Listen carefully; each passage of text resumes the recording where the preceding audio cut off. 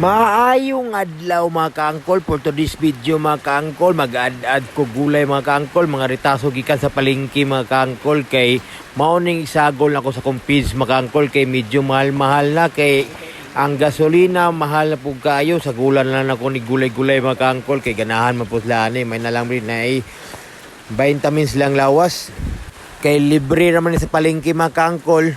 Ako na nagipangayo mga kaangkol, kay sa gulan ako para mudaghan, kay kung pisa tanan mga kaangkol medyo bugat-bugat na sa bulsa.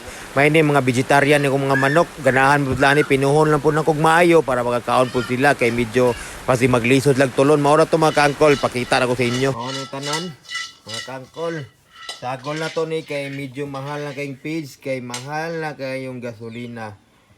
Praktisa sa natog kaon na itong mga piso o gulay-gulay para mabtik po. Naganahan man po dahil sila kaon. Okay kayo. Turot mga dahon. Basta mo ron, mag-diet sa mo. Kaya tawag ka na, basta mauna na. Nami kayo.